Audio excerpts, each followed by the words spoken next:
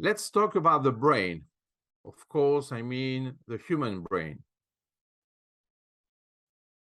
At the beginning, we can consider that it's only an organ from the human nervous system.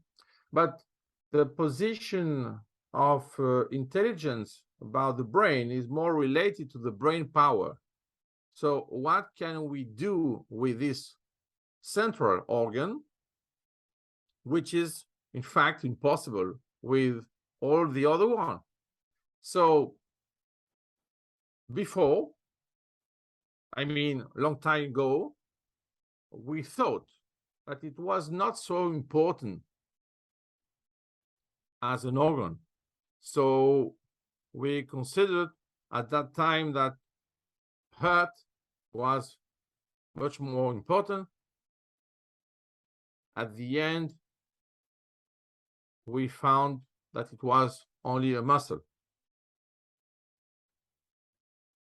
We have the same problem with other organs, but now we fix the problem and we consider that this is the source. So this is the source of what? Of our thoughts, of our mind, the place of the mentation. So we are not talking just about the cerebral cortex.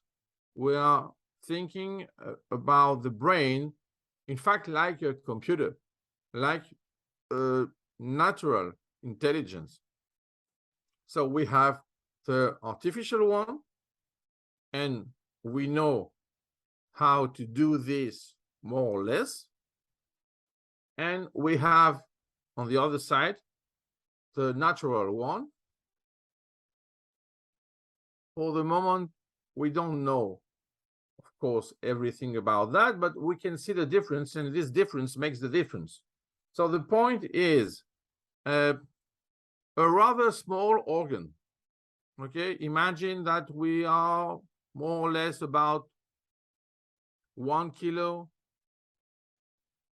for Anatole France to more than 2 kilos for Turgenev. So there is a difference. But if we consider this mass in relation with the mass of the body, is not so important. So it's impressive for me that so few kilos can do so many things. We do not realize that. Of course, we realize what we can do with our hands, with our feet. But with our brain, in fact, there is no limit.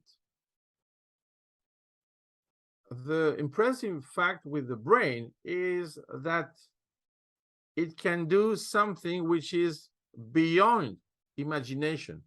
Of course, we can say that imagination is from the brain, but in reality, the achievements of the brain are far away from the imagination of the previous guy. So in reality, this small box, which is open to the world, is like a microcosm, which is able to understand the macrocosm, the cosmos. So we have in our brain a little cosmos. Can you imagine that? Imagine that your neurons are like the stars in the dark, in the darkness. And imagine that they are connected. They are talking. They play symphonies. They can imagine more than imagination. And this is the workplace of the genius. So if we imagine the brain just like an organ, it's a very restrictive sense. Who cares? The point is that the brain can create many starting points, many flashpoints, many, in fact, bifurcations, splitting of the space-time with its acts. And this is possible. Why? Because its complexity is unstoppable. It's, in fact, unthinkable. That's the problem. So the problem is not to understand the brain. It is more for me to use it as a tool. It can be also a weapon against barbarity, for example. But the point is, the tool is so complex that, in fact, we don't need to try to understand its complexity, but just to use it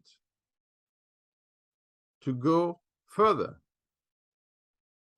Imagine that you want what? To understand the ocean, to learn how to swim. Use it. So the brain for us is just the beginning, not the end. So when we are thinking about the maintenance of the human beings, it's very impressive to imagine that they are more intelligent than we think.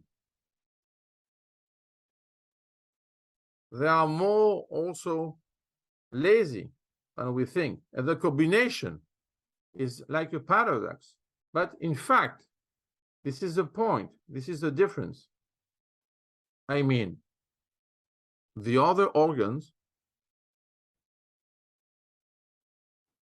don't have any pleasure.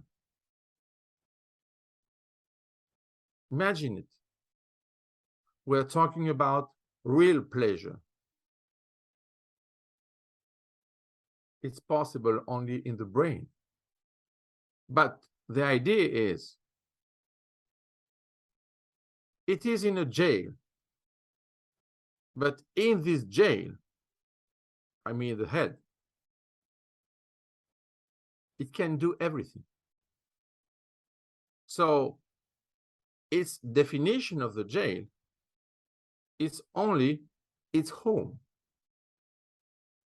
For the others, organs, and sometimes human beings, their home is a jail. So the starting point is how to do something outside when you are only inside. And this is a breakthrough position. This is the first innovation. The brain doesn't want to go outside. It just wants what? It wants to mastering the outside world.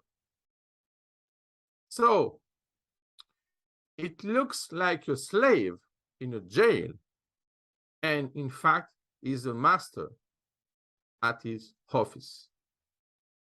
That's the point.